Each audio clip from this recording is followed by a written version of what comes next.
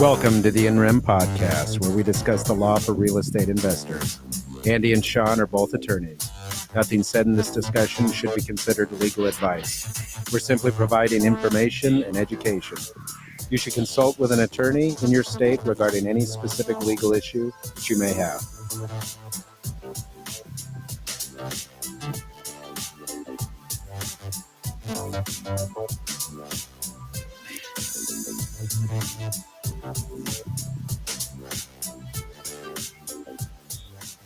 Hey, everybody, welcome to the show. Thanks for joining us today. Our topic is structuring insurance in a subject to transaction. I'm Andy Fowler, and I'm here with Sean St. Clair. If you're new to the show, make sure to subscribe to our channel and give us a like. You can find us on Facebook, and you can find us on YouTube. On YouTube, we are at INREM Podcast. That's at INREM Podcast. With that, we're going to go to Sean, who has our legal update.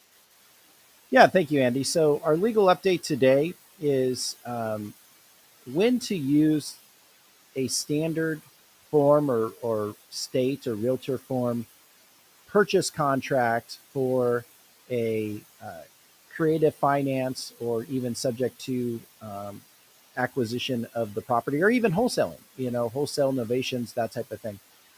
So one of the things that I think investors struggle with is the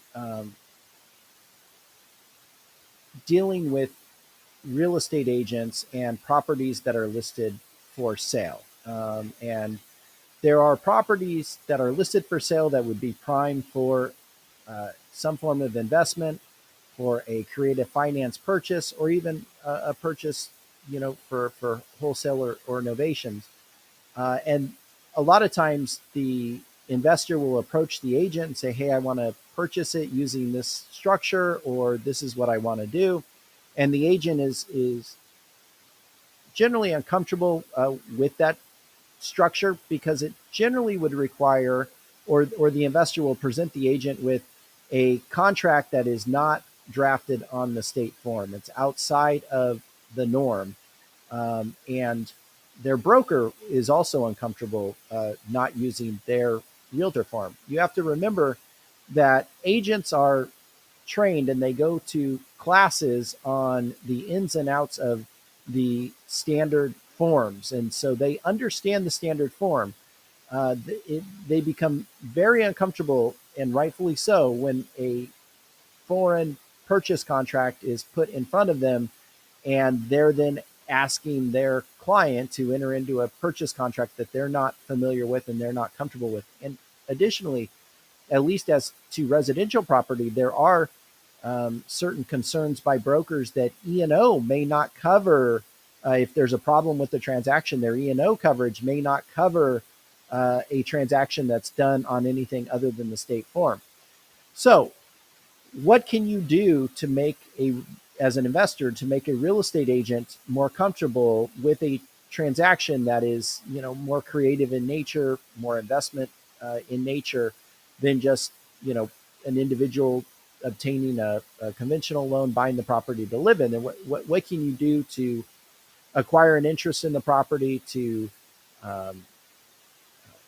purchase the property creatively using a purchase contract? Well, number one, if it is a straight seller carryback financing and you're not trying to acquire the property subject to existing loans, most state forms, including the one here in Arizona, has a seller financing addendum that works just fine. And you can use that form and fill out that form as an addendum to the purchase contract, and it works perfectly. The other option is to create your own 1 or 2 page addendum dealing with subject to transactions, having the proper disclosures in place for any type of wholesale transaction, whereby you basically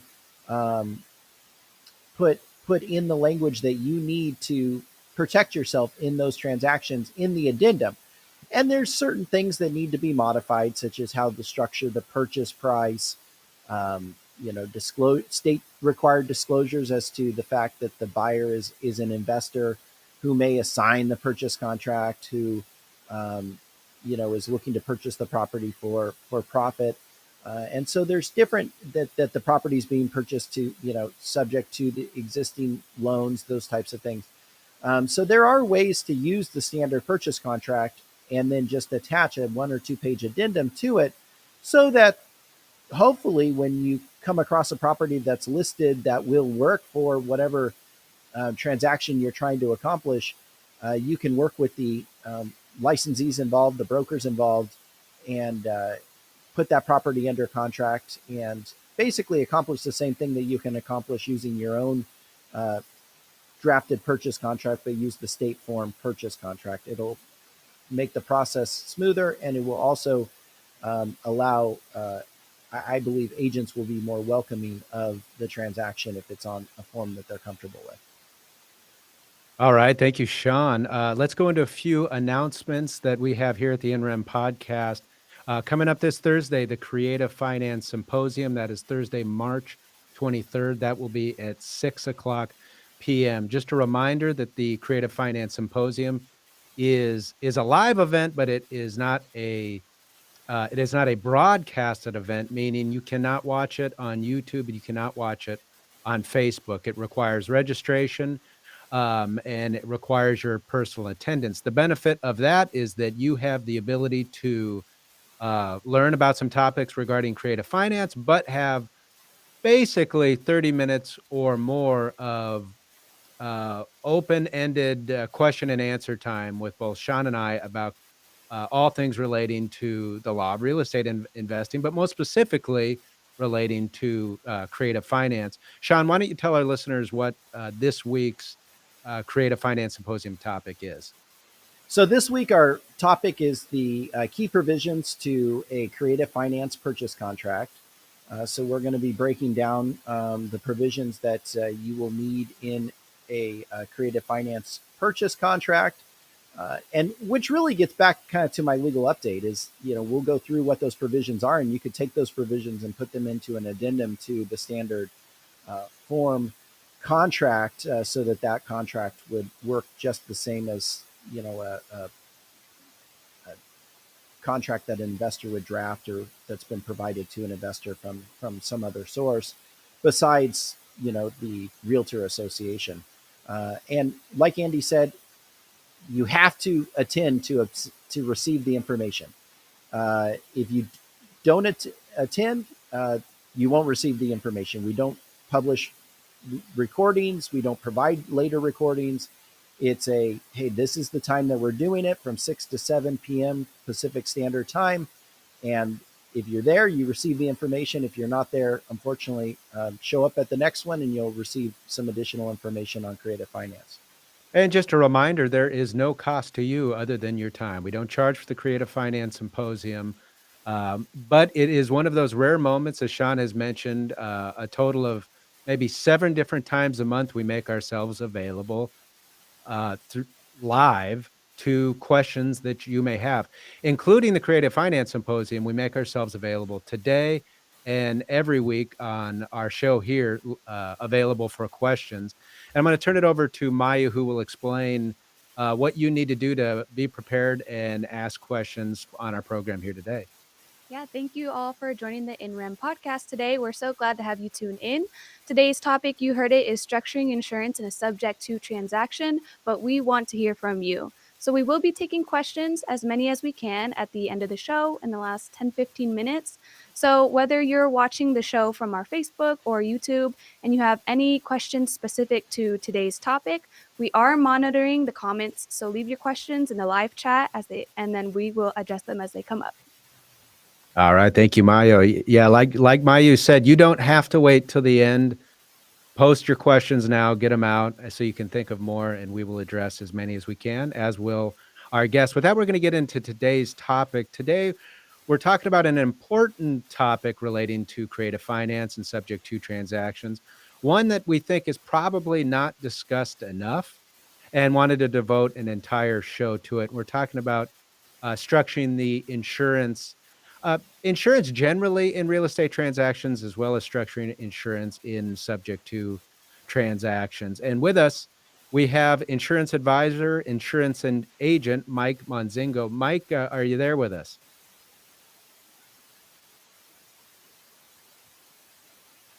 Okay, we have Mike, but we're not getting your audio.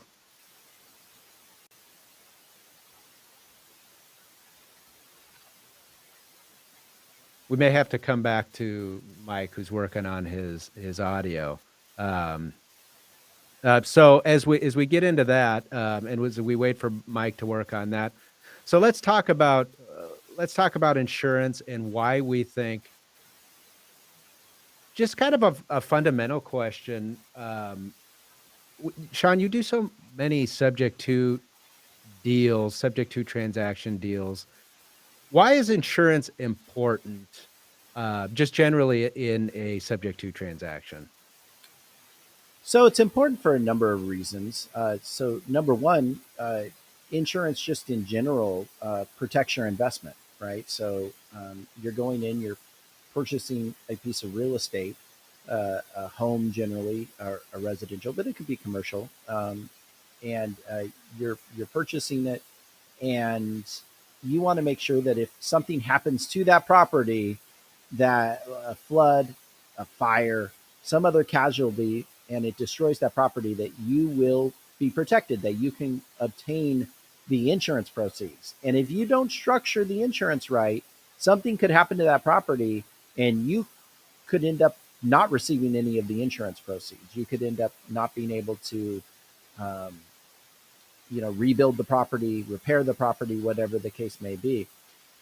Second thing is, you know, you are a property owner at that point, and so if somebody comes onto the property, uh, injures themselves, electrocutes themselves, whatever the case may be, and they're claiming that there was some defect or some unknown, problem, uh, undisclosed problem with the property that caused them to be injured, then they can go after the owner and file a lawsuit and try to pursue the owner's assets for that. And normally, insurance would provide a defense for those types of claims. But once again, if you don't structure the insurance correctly, you may not be able to tender the claim to an insurance company and have that covered. Why do you think this is missed so often in subject to transactions?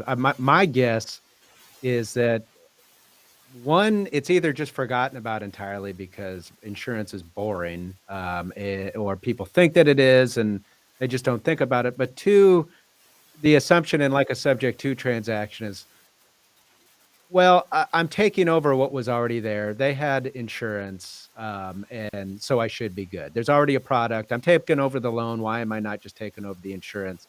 I should be good. Do you think that is part of the reason it's overlooked? Yeah, I do think that's part of the reason. You think, oh, well, the insurance is wrapped into the mortgage payment that I'm responsible for paying every month. Therefore, I'm covered. Well, no, because the seller is the insured under that. You're not the insured, and so somebody injures themselves, serves you with a lawsuit, and you go to the insurance company and say, "Oh, I just got served with this lawsuit. I'm the owner of the property." The insurance company's like, "I never heard of you before. Who are you, and why are you placing a claim?" Well, I'm the owner. Well, yeah, but you're not the insured. And but because you're the owner, you're the party to the lawsuit, you're the defendant in the lawsuit. So it's one of those things where you make the assumption, well, there's insurance out there, so I'm protected. Well, no, it has to be structured the right way. So let's back up a little bit before we get into any of the weeds on subject to transactions, and I guess just go through what we think are risks that a real estate investor makes, and even more broadly, a real property owner faces that are insurable risks that they should be thinking about, and protecting them against. And I know there's some common ones, but a lot of these I think most folks take for granted. Um, there's the risk of fire, right? The home is Yeah. destroyed by fire, flood. What Yeah. else do you think? So there's fire, flood, natural disasters, those types of things. The So you have a tree in the backyard that you have a huge windstorm and the tree falls over and crashes on the house. I mean, that's another. one that we've seen before, an example of a natural disaster or casualty that causes damage. You also could have, and this is what I think is overlooked, people who come onto the property and injure themselves. So in the law, we have this thing called the attractive nuisance doctrine, right? So any property with a pool is going to fall under that attractive nuisance doctrine, or any property, say, with a trampoline, on it, for or a spa or things like that, where a minor child would see that thing and think, "Ooh, I want to, you know, use it, and I want to jump in the pool, and I want to do this, and I want to do that." And they end up injuring themselves in the process, even though they're trespassing on that property. If you don't have the right precautions in place, like a locking um, uh, gate with a latch, or you don't have um, a pool cover, or you don't have uh, make it so they can't get into the trampoline or the spa and those types of things, you could be liable for an attractive nuisance, even though you didn't invite them onto your property, you didn't let them come in, but yet they trespassed, they came in, they liked what they saw, and they used it and ended up injuring themselves in the process. So that's one example. Another is uh, you have a tenant in the property, and they invite somebody over, and that person ends up injuring themselves in the pool. Or um, I've seen where the the pool basket has that plastic cover on it, and that plastic cover um, wears out with the sun, and they don't replace it, and somebody's just walking and thinks that they can step on that plastic cover. It just immediately cracks, their foot goes into the hole there, and they end up breaking an ankle. There's a lawsuit right there. And So it's a number of things that can happen that create casualties or potential lawsuits related to the property. I do. We want to try to get Mike back on. Is he able? Let's see. We're going to see if we can get Mike back on. Mike, can you hear us? Yes, I can. I don't know All if you right, can we hear got me. we got him. Oh yeah, here we go. Here we go. Well, Mike, thanks for joining us and taking the time. We really appreciate it. I understand you're an independent insurance agent with Texas Independent Insurance. Tell us about your agency and how you got into an insurance.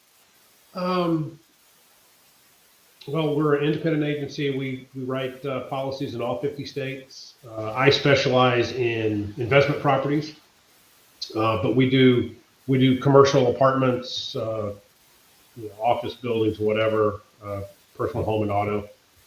And I have done a lot of things out after I was in the Air Force, and I was doing some health insurance, and ran into Ryan and who owned the agency. I have become a partner with him, and I just enjoy the investor world. And, do a lot of used to do a lot of traveling before COVID with different investment groups, and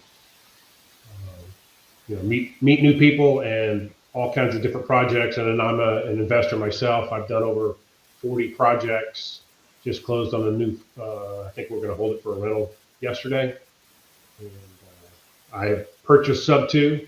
Uh, I've sold in wraps, so I understand all that, and I just love the creativeness of the different investors and what are you doing, and explain that to me, and then we'll figure out how to get the insurance.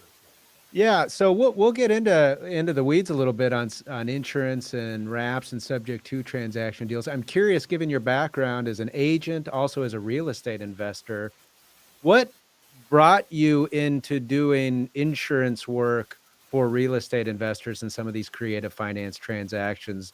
Was it your real estate investment side that saw an issue that had to be fixed, or was this something you came to from the insurance side with knowledge on and then got on the investment side?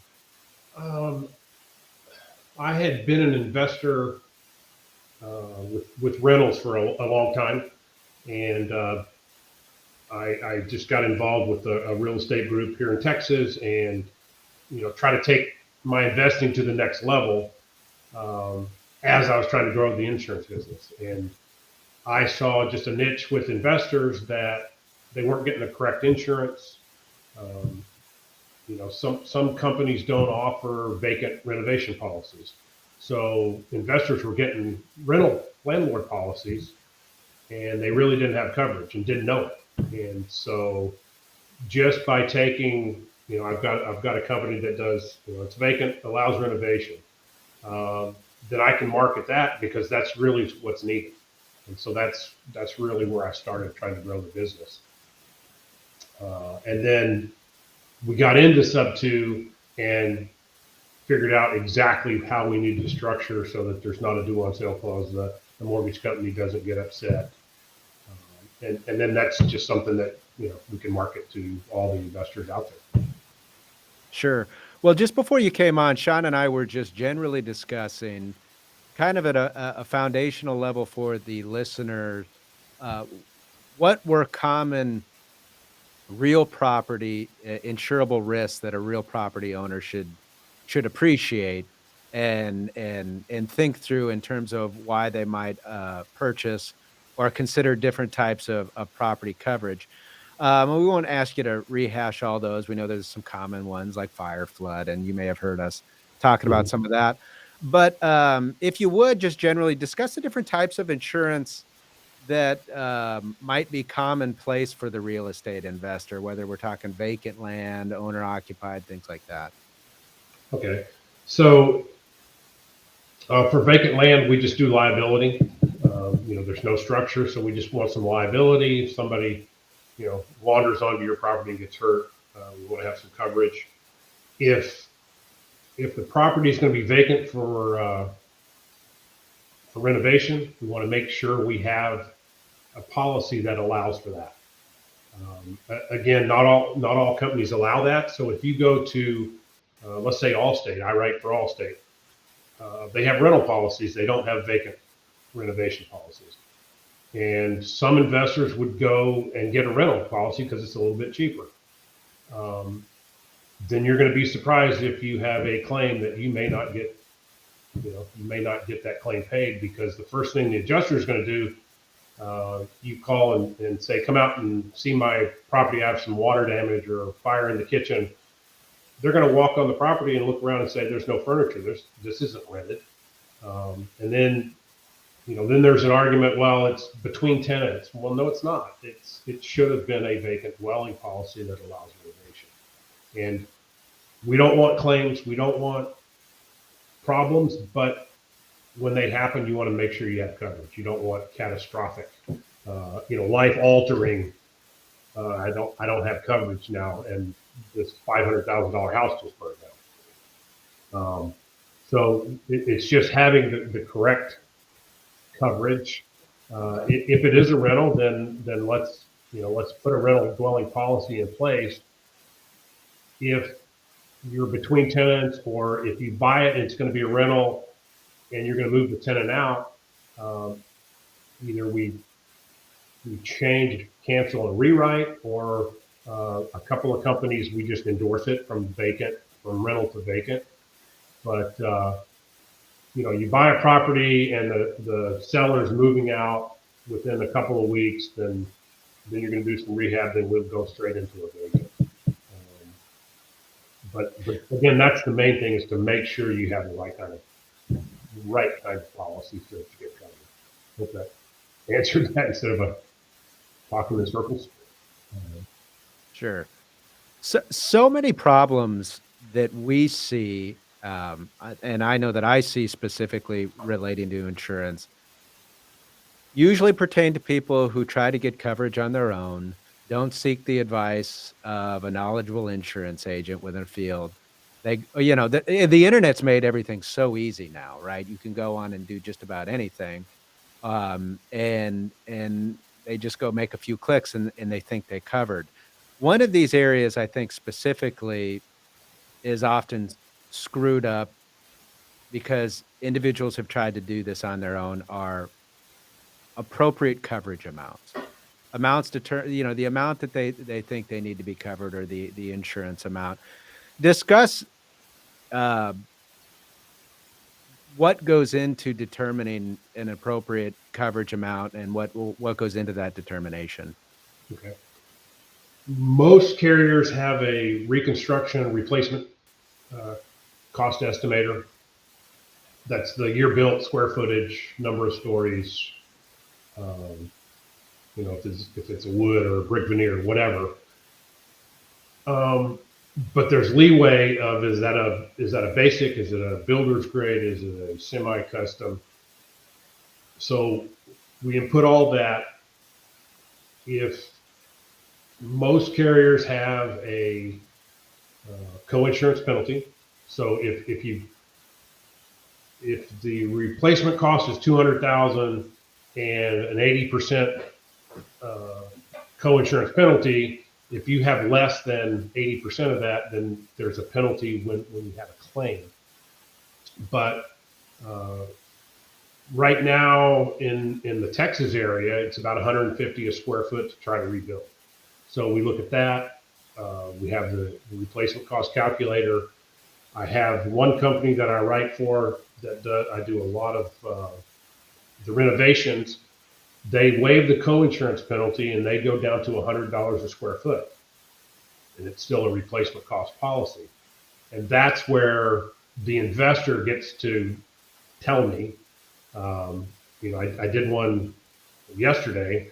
I've got $275,000 in coverage. I sent them the quote, and they say, "Gosh, we'd really like 75,000 because that's what they're paying for the property and putting in it." Well, I can't go that low, but I can go down to 100 a square foot. You're not going to be able to rebuild for that, but you've got coverage. You may cover what you have into it. The other part of the coverage amount is what the lenders is lending on it. So they'll let you maybe come down below full replacement cost, but they want their loan covered. So again, as an investor, there's a little bit of leeway.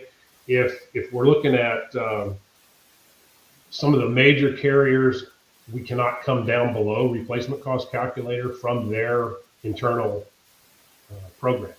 So again, square footage, the build out grade, they say it's worth 250 to rebuild. I can't come below that. I can raise it a little bit. And then some of the ones that do rentals and the vacant renovations give me a little bit of play as far as that goes. But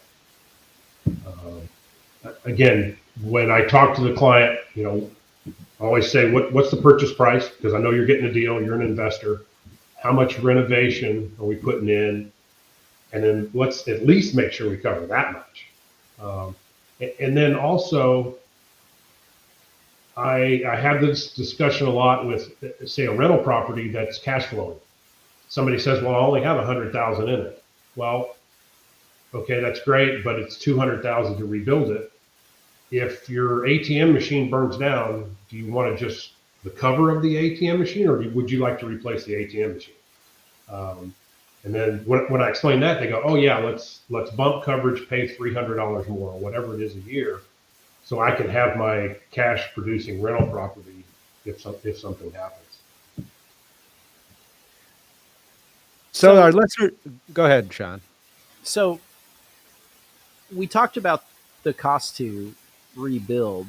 So it's really not fair market value. It's how much is it going to take to basically put the pieces back together and have it up and running again. For example, if it's a rental. Now, a lot of times we think, and it's a small amount, but we'll cover it. We think, oh, well, I just need to be able to rebuild. I don't need any personal property coverage. But that's not true, right? If you own a rental, you want to at least have some of your uh, appliances covered and things like that. Is that accurate with some form of personal property coverage? The stuff that's attached to the house is already covered. Okay, all right. Yeah. So So if you're right, so if you have a fridge or oh, well, let's say it's a furnished rental. You do a furnished like a midterm rental or a Airbnb, a short term. You're going to want to also make sure that the personal property within the unit's covered too, yes. correct? Okay. And then Yeah. how do you value that personal property? You just pick a number, or how's that done? It's like rental dwelling coverage. It used to be, say, $10,000 a room. Mm-hmm. You walk in your kitchen, you look at pots and pans and toasters, and you say, okay, that's 10,000.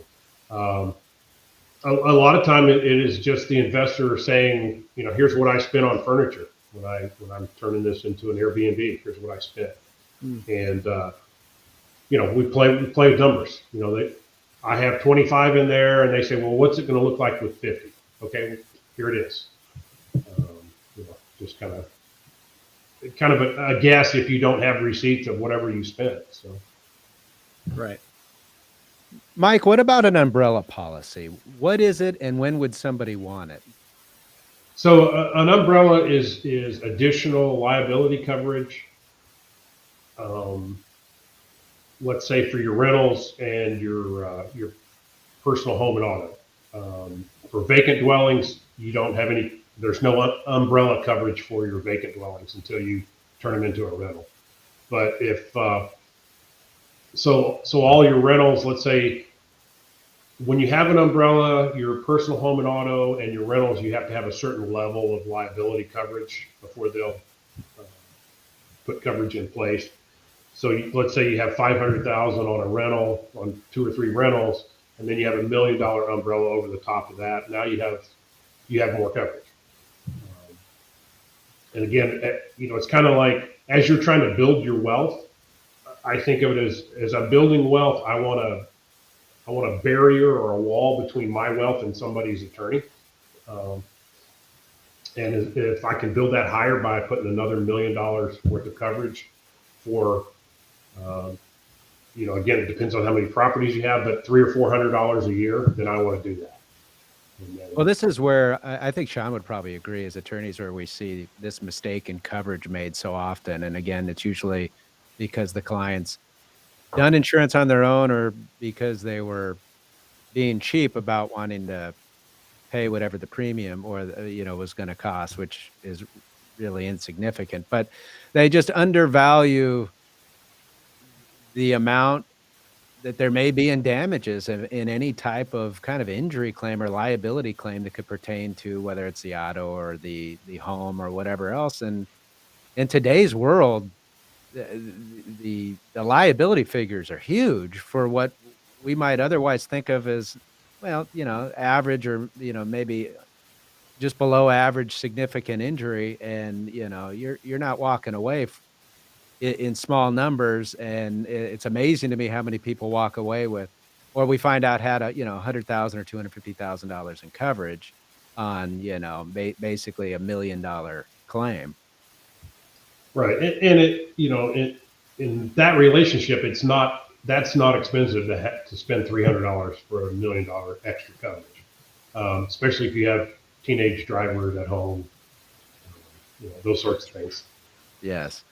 Yeah, So we've had clients, Mike, who we've done a little bit of personal injury, who have actually had to come out of pocket and write checks to the injured party from their assets because they didn't have enough insurance coverage to cover the injuries. And of course, you know that when the claim is not when you're going to pay policy limits. So if you have $100,000 in coverage and the person has $1 million in injuries, they're asking for a financial affidavit from the insured.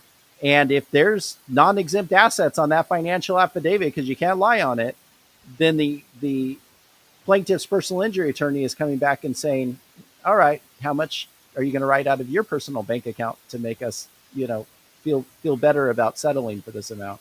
And that's that wall I'm talking about. Build that Right. as high as you can. Exactly. I'm always amazed too. It is a major red flag. Usually when I meet with somebody and they want me to create 1,000 LLCs to protect their assets, that sounds all fine and good. But my first question to them always is, do you have a good insurance agent, and are you paying for insurance? Because guess what? It's not that expensive. And if you do it right, it's very effective, right? All these liability things that you're worried about really go out the window if you've got, one, a good agent, and you're not being so ultra cheap on insurance that you just don't get yourself covered properly. Right. Mike, as we get into more in the weeds on subject to and insurance and some of the stuff, we wanted to kind of lay the groundwork um, by defining some terms, because we're going to use some terms to talk about some things that aren't uh, maybe aren't our common parlance with the typical watcher, and because insurance is a technical subject and one that we require experts on like yourself. So we're hoping you could define a couple of terms for us as we go into this. Some of these are obvious, but if you could kind of define and distinguish insured versus additional insured. Okay, so the insured is just whose name is on the policy. With certain carriers, that might be your name, and then the additional insured would be your LLC, because it's a personal lines through a personal lines policy. It could be a property manager as an additional insured. It could be a partner. If you're partnering with somebody, we don't need to. A lot of times they don't give us enough room to put, 4 people, 4 LLCs, 4 people on the named insured. So you have a joint venture agreement. You're covered as partners, but so we'll just add you as an additional insured. That gives you coverage for liability protection. You're not going to take that and then file claims, but you do have that coverage. Whereas, say, an additional interest, that's really more. Additional interest is more when something happens to the policy, they're going to notify you, right? You had some sort of financial interest, but you have no coverage. And that's where we put the sub 2 seller. They really don't have a financial interest. They sold you the house, so they don't have a financial interest to have their own policy. We put them on the insurance policy with your address. So yes, they will get notified if you cancel a policy or whatever, but that's going to you. You have followed that up with power of attorney for insurance and escrow. So you don't really care. We just want them on the evidence of insurance when that gets to the bank. And I don't want to get in the weeds there yet, but and then the other one I want to cover is the loss payee, and that's just who's going to be on the check. If different carriers they have all these little boxes, and somebody says, I want to be the loss payee, additional insured, okay, we'll check them all for you if we can. And then, sometimes different carriers, a property manager wants to be an additional insured, and different carriers will say, no, we don't allow that. It's additional interest. But again, that's how with the additional interest, no coverage, you're just going to be notified. Say a property manager or a loan servicing would be additional interest. They're going to get a letter from the carrier if the policy is canceled for non-payment or whatever. But that's really it. And then they can make their calls to the owner and say, what's going on? We don't have insurance. Make sense? Yeah. What's an example of a loss payee? Is that like a lender generally, or who's the loss payee? Yeah. So I know we're going to talk about claims for sub 2. So the loss payee is going to be like on my house here. It's going to be the mortgage company and me. Okay. So when I had a roof claim, for hail, they came out, they look at it, says, okay, here's what we're going to give you, and it's made out to Penny Mac and to me, and then I send it to Penny Mac to get it endorsed. A sub 2 is going to have the shut up. Sorry. If you're sub 2, then you're going to have the seller on that. Again, you have power of attorney. So if you don't mind, let's just say there is a claim on a sub 2. Whether it's still vacant for renovation, whether I've already got it rented, I have my policy. And that's really the main point I'd like to make today, is that if you are the owner of the property, you have to be the owner of the insurance policy. The name on the deed needs to follow the name on the policy. If you think of it as a car, if I sell you my car, you're not going to say, "Hey, keep the insurance on it for me." No, I can't. The same thing on the house. Well, So let Mike, let's play that out for a second, just so people can appreciate the scenario. Let's say I come in, I buy the property subject to, I'm new to the game. This sounds awesome. I, don't pay any attention to the insurance. I, I, I, I, I find Sean's documents on the internet somewhere, and I do a subject to transaction, but I don't switch over any internet, so that all the insurance is in the seller's name still, and the house burns down. What does that look like? probably don't have any coverage, because the seller, I mean, there's several layers, but the seller doesn't own the house. If I've done this on a couple of my claims that I have had, where as soon as I call the company and they get the adjuster, the first thing he does is go to CAD and says, "Oh, your LLC is not on deed. You don't own it." Well, yeah, I do. It's just I just bought it 2 months ago. So that's probably going to happen. They look and say, "Well, Joe Seller does not own it anymore from CAD, so how you can't make a claim." So so the insurance denies coverage as to the seller because they're not on title to the property anymore, and they deny coverage to the title owner because they're not the insured. Right, they don't have a policy. So you can't have a policy if you don't own it. So I can't have a policy on your property. I don't own it. That's yours. You can't have two policies. So I can't write two policies for my house here with different companies.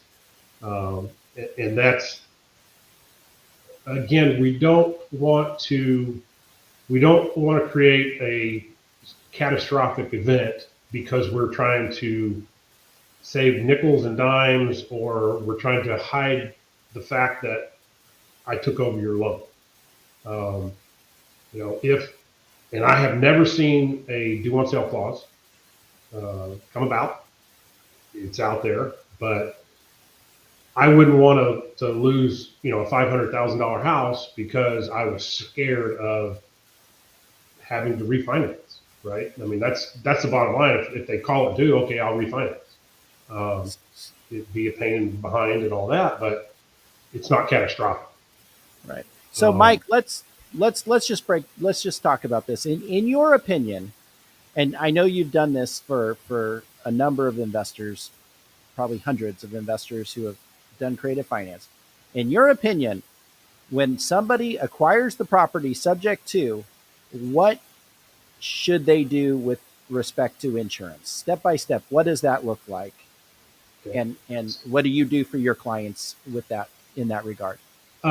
So email, phone call, however I get the information from an investor. They're buying the property subject to. I just get all the details. I need the investor's details: name, address, phone number, whatever. The property address.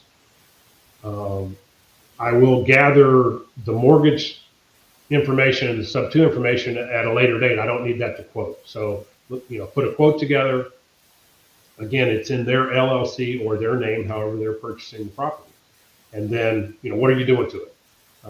It's going to be a rental right away. I get those. If it doesn't need any rehab, okay, then let's go to the different carriers. Short-term rental versus regular, whatever. But let's get that policy. And then I recommend paying for the initial policy outside of the escrow. Usually, if you're buying sub 2, they're behind, so the escrow is negative. Had one today that I was looking at. It's 12,000 negative in escrow. So if I send them a $2,000 bill for insurance, somebody's got to look at that and ask what's going on, which we don't want, right? So um, pay that at closing, and that's what you would do on a wrap for sure, because that's a new homeowner that has nothing to do with that escrow account, even if there was money in there. But uh, we can either set it up monthly, or we can invoice the title company when you close to pay for that first policy, and then when it comes back around for renewal, then we send that to the escrow, to the mortgage company. But again, let's get the correct policy in place for you. It's going to be it's a little bit of a hassle when you have a claim, but it's going to be paid. Um, just an example. Uh, had a client a little bit south of here, had roof damage. He bought it from an investor, so he's the end buyer on this wrap. We have his policy. They go out and they adjust and they write a check, and it's got his name on it. It's got the investor's name on it, and it's got the mortgage name and the seller. Yep, all four of them. Well, he doesn't know all the other parts and pieces, so he contacts the investor, which he should. Um, she and I were in conversations, phone contact quite a bit to walk him through the process. Um, we need to send it to the mortgage company, and again, each mortgage company has a little bit of uh, different way to do it. So, like PennyMac, you have to set up some number and send them the check. U.S. Bank, you just mail them the check. They endorse it, send it back. Then it goes to the investor, who needs to endorse it, and then with power of attorney, endorse it for the seller. Then it goes back to the homeowner. They can go to the bank, and then they can fix their roof or whatever. Um, yes, that's more of a hassle than just it comes to me, I send it to the bank, comes back. But the upside is I've got somebody else's loan, and I didn't have to do all that. So in that case, if you acquire a property subject to, who, in your opinion, should be named as the insured on the new policy? If I bought it in my name or LLC, it should be my policy. It's got to be my policy. Your policy. Right. And then is there an additional interest listed on that policy? Yes. So and who would be listed as the additional interest? So if I buy it sub 2 from you, let's say, then we're going to have the mortgage company, Wells Fargo. I need the loan number. So I've got, when the evidence of insurance gets to the bank, if they can't match it with your name and a loan number, they just, I don't know what they do with it, throw it away. And then the old insurance is still on file. Then that runs out, and then they put forced placed in. So that's why when we get policy in place, yes, it's in my name or my LLC. You're named as an additional interest.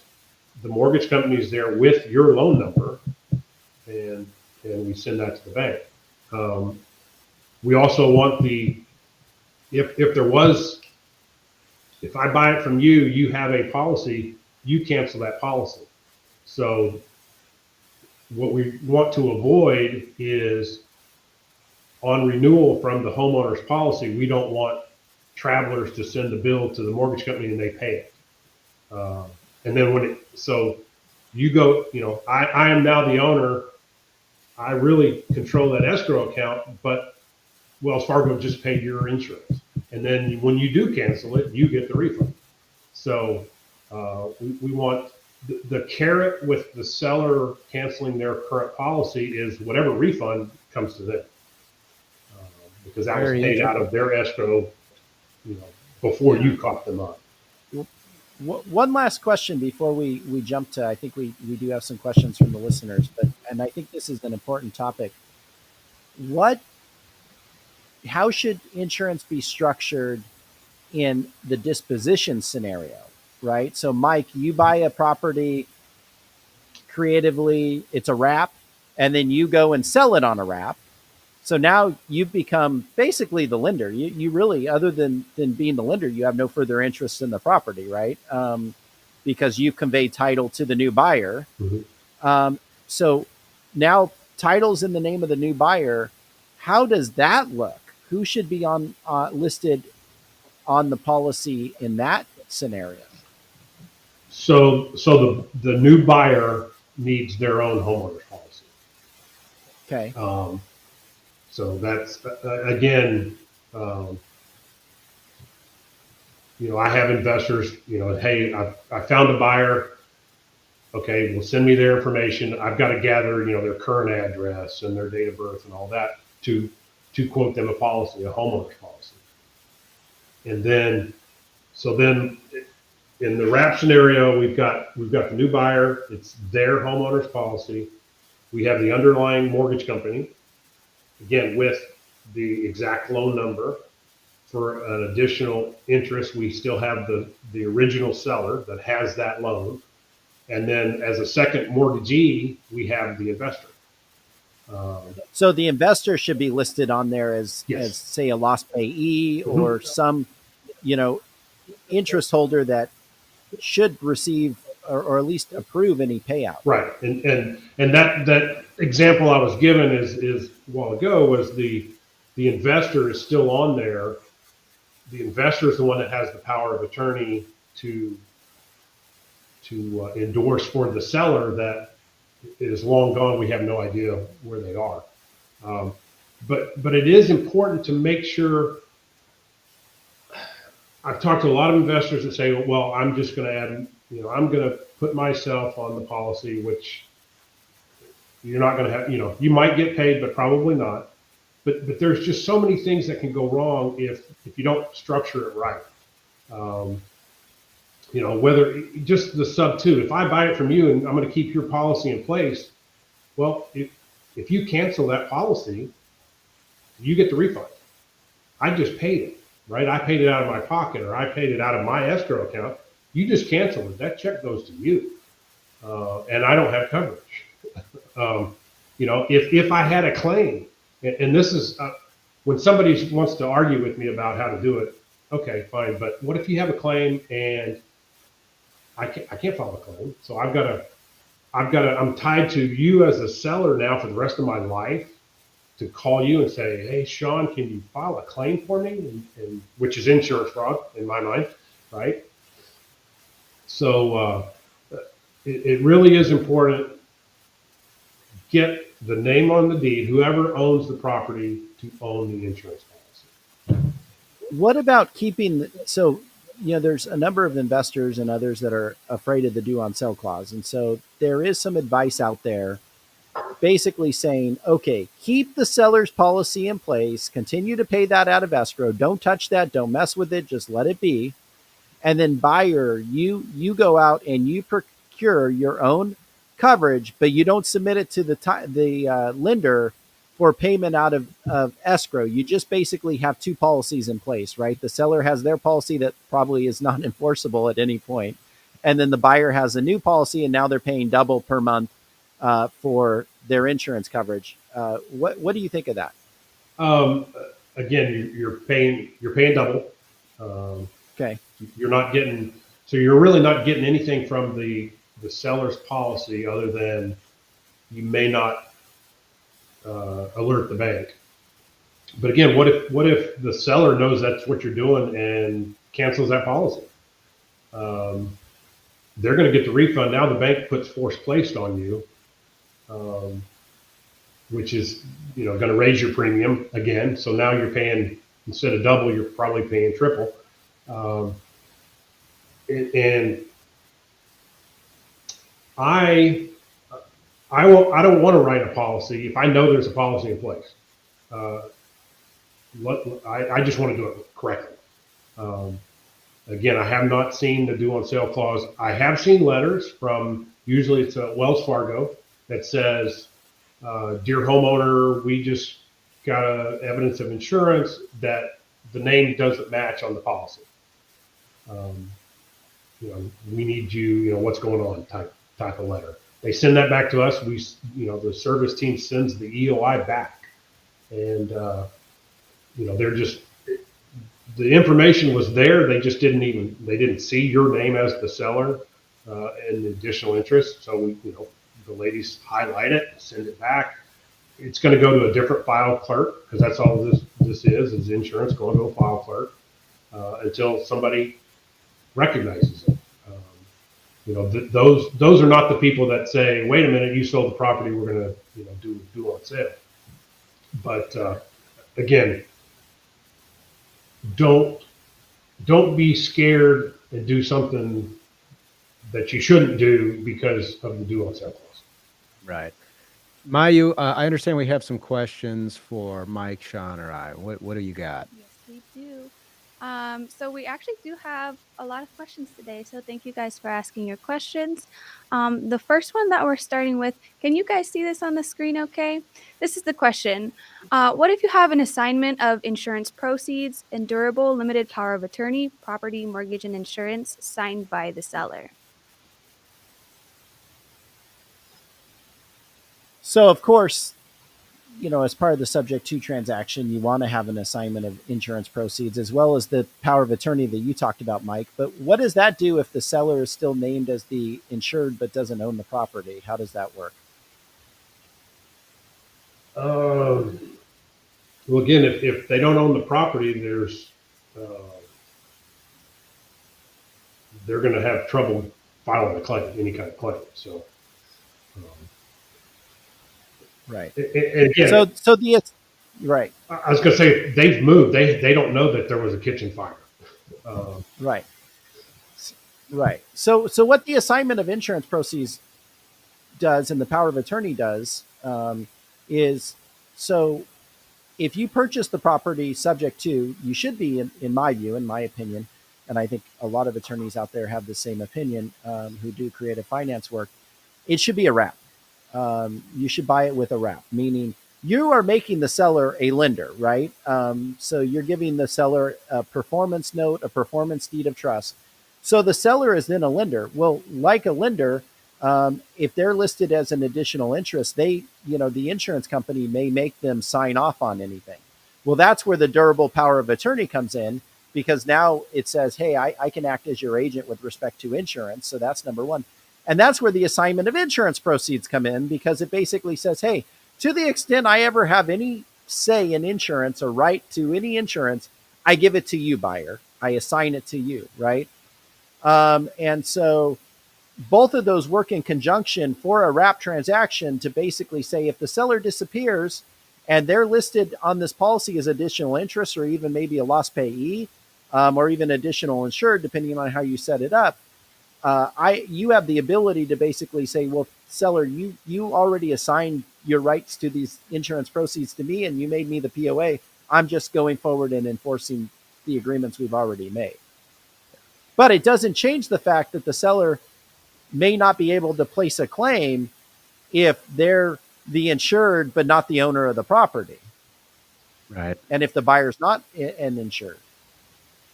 Mayu, what other questions do we have?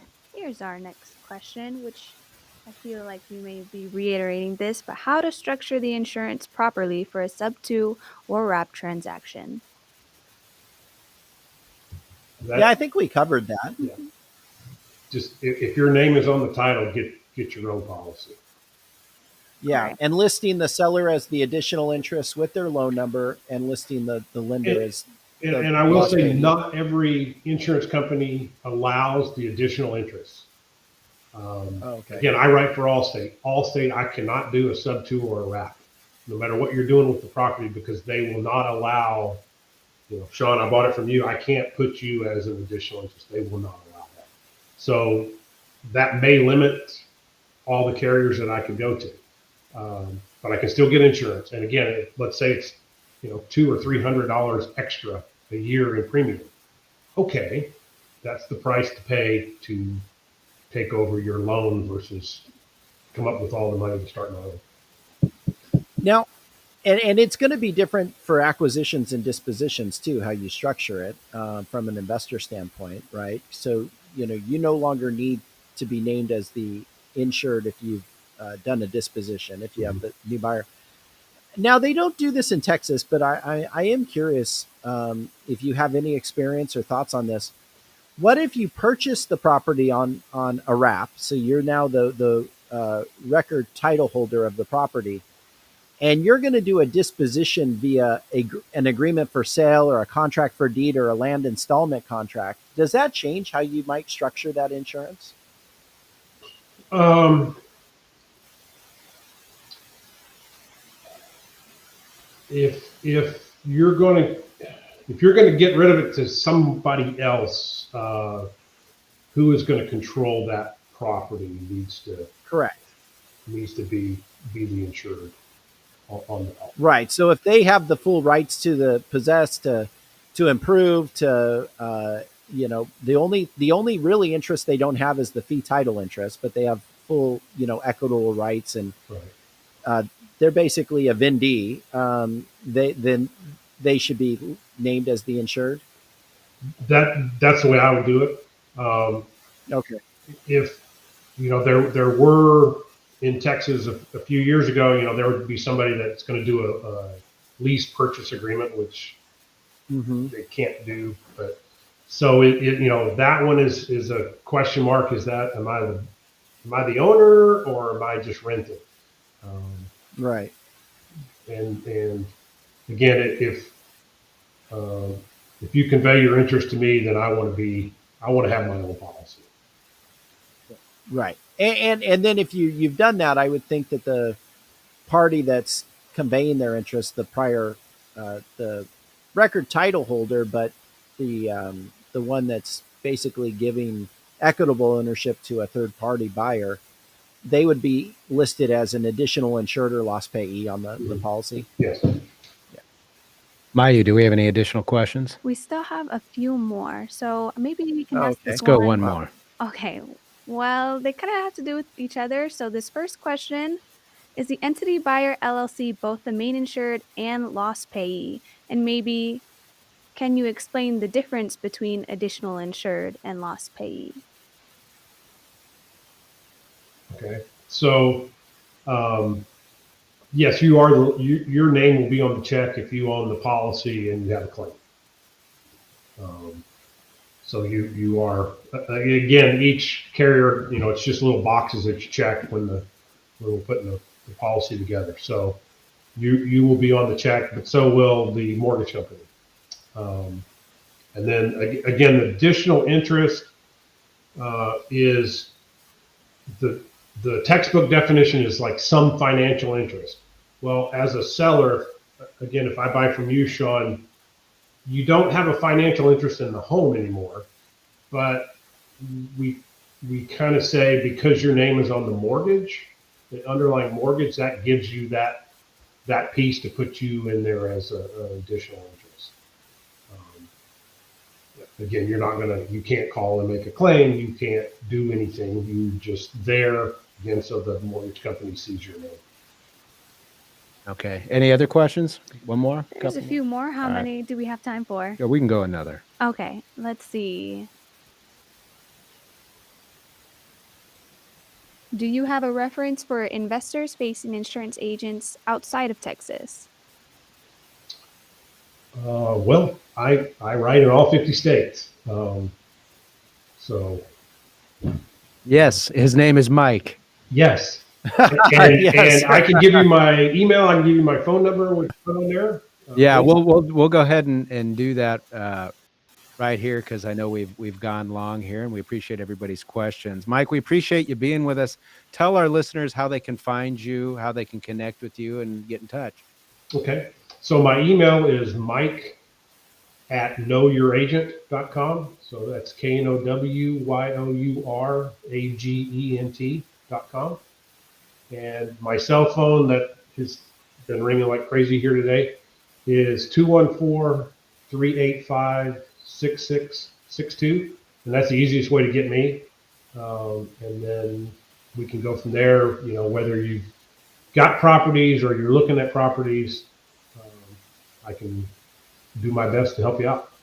Yeah, thank you, Mike Monzingo. If the listener has learned anything, it's you need a good, knowledgeable insurance agent on these transactions. Heck, you need it just for a normal home purchase. I don't know why you wouldn't use it here. So, Mike, we really appreciate it. Thank you for your time. Look forward to doing it with you again. Okay. Thank you for having me. Appreciate it. All right. With that, everybody, thanks for being with us. Make sure to join us next week. We're talking about tips for asset planning. We have as a guest Colorado attorney Bill Bronchick. Looking forward to having him then. Look forward to seeing you next week. Everybody have a good one. See you next time. Have a good day, everyone.